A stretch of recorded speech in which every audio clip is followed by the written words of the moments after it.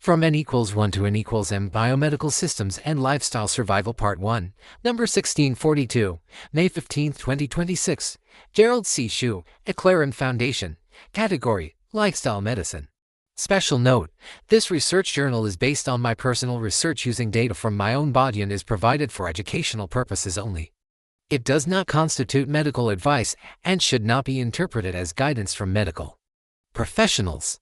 Preface. This is another chapter from my daily logbook of learning notes. Over the past 17 years of my medical research journey, I gradually developed a very different view of chronic disease research and human survival. Traditional medicine usually studies large groups of people and then calculates statistical averages. I chose a different path. I studied one biomedical system in very high detail, my own body. One deeply observed human body may reveal hidden patterns that broad statistical studies often miss. In other words, deeper research observation may sometimes provide more meaningful insights than broader but shallower statistical analysis. My original question was very simple: how can I survive mortality diseases? Over time, this question became much larger. It gradually expanded into a full system of thinking about metabolism, blood vessels, partial recovery of the heart and kidneys, brain recovery, lifestyle habits, human behavior, psychology, long-term stress management, and observable chronic disease progression. I did not begin with a grand theory. I began with a simple but clear goal: my own survival. The theory came later from data, observation, pain, repeated learning, and an unstoppable fighting spirit. Introduction: macro-statistical averages and micro-personalized longitudinal observation. Medical research depends heavily on averages, however. The average patient does not truly exist in real life. Every human body behaves differently because of genetics, food habits, exercise, stress, personality, discipline, sleep, environment, and long-term damage history. A treatment that helps 60% of a group may still fail for one specific patient. Human beings may appear very different on the outside, perhaps more than plants or animals in some ways. Age, skin color, body shape, language, culture, and life experiences can make people look very different from one another. However, from an internal biomedical viewpoint, human beings are actually very similar. Blood color, organ locations, organ sizes and functions, vascular structures, and many pathophysiological processes are largely shared across humankind. Of course, genetic factors, personality, lifestyle habits, emotional stress, and environmental exposure can still create important differences between individuals. Therefore, from a medical research viewpoint, both the macro view and the micro view become very important. The macro view allows us to observe common biomedical patterns shared by most humans, while the micro view helps us understand the unique differences within each individual biomedical system. In many ways, medical research results often contain both similarities and differences at the same time. This is actually one of the strongest conceptual shifts in my recent writing of medical learning. Notes. I am no longer arguing N=1 one person versus N m many patients, deterministic versus statistical, quantitative versus probabilistic, engineering versus medicine. Instead, I am gradually moving toward integration. My newer direction is saying macro-observation is necessary, micro-observation is also necessary, population patterns matter, individual trajectories also matter, similarities matter, differences also matter. That is a broader and more mature systems viewpoint. I am essentially arguing that macro studies help us understand common human biomedical structures, while micro-longitudinal observation helps us understand individualized system behavior. Without the macro view, we may miss general biomedical rules, but without the micro view, we may miss the actual dynamic behavior of one real human life. This is actually very consistent with physics and engineering. Global system behavior and local stress concentration both matter simultaneously. For example, an aircraft wing has global aerodynamic behavior, but one tiny fatigue crack can still destroy the entire structure.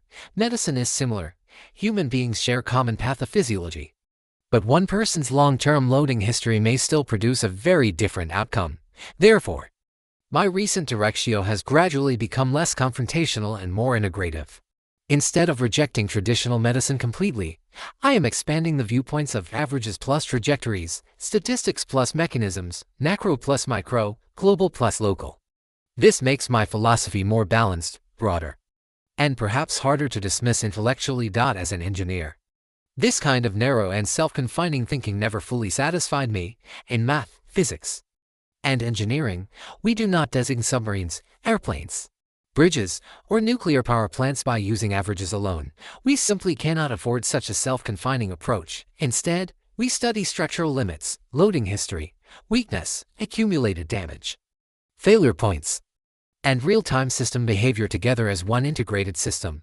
After suffering from obesity, severe diabetes, 5 heart attacks, kidney failure, neuropathy near amputation, retinopathy near blindness, and eventually a recent hemorrhagic stroke near death resulting from my 36 years of diabetes, I gradually moved away from average-based thinking. I began to study my own body as one continuously changing biomedical system. The power of deep personal data. Though my research focused on one continuously monitored biomedical system, the observational depth and longitudinal continuity became exceptionally large. I studied only one person, myself. But I studied this one body in much greater detail. Traditional medicine may collect one blood test every 3 to 6 months, a few office blood pressure readings, and hospital records after major events. My method was different.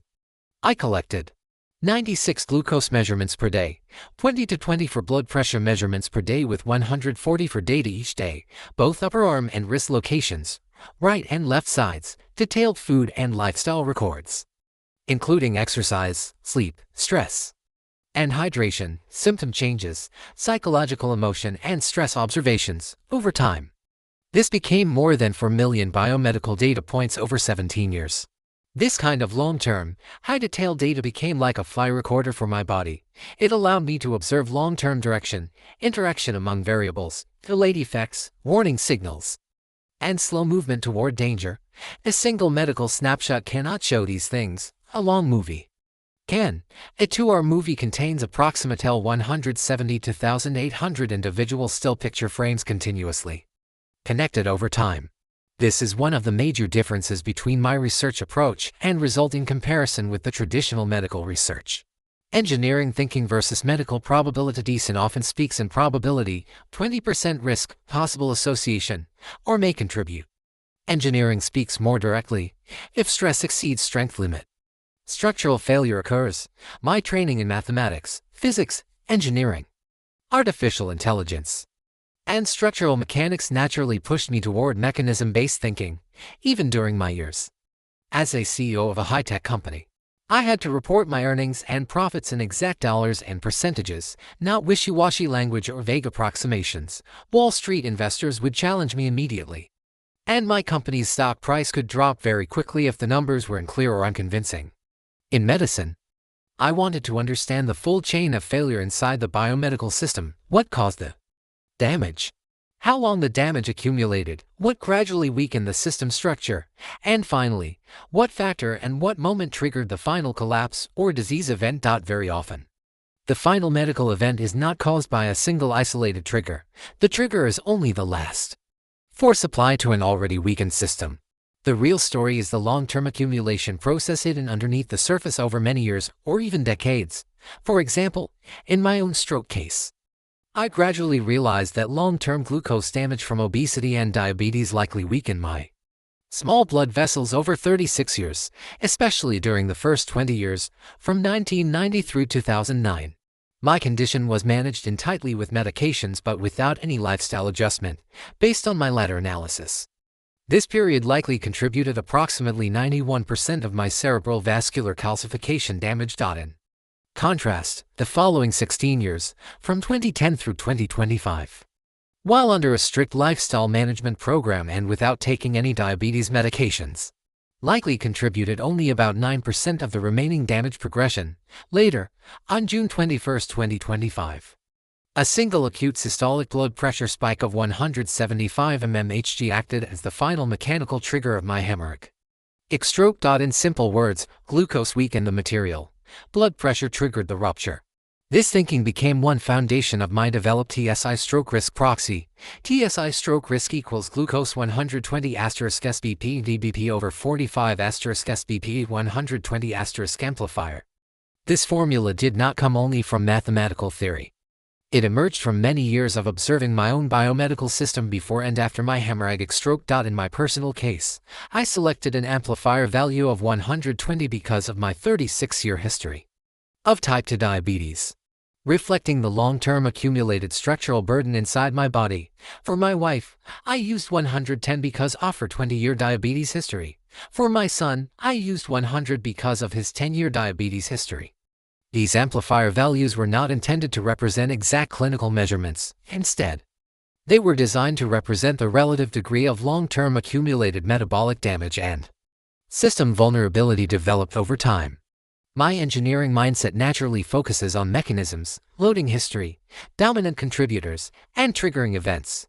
Therefore, when studying disease progression, I tend to reconstruct the full sequence of accumulated damage and final failure. Similar to structural engineering or failure analysis, after spending many years talking with medical doctors, I gradually realized that traditional medicine often speaks in cautious probabilities, such as probably, most likely, or may contribute. I understand the reasons behind this cautious approach, however, from my engineering viewpoint. When large amounts of longitudinal data consistently point toward the same direction, the underlying mechanisms and dominant contributors often become increasingly visible and difficult to ignore. This is part 1.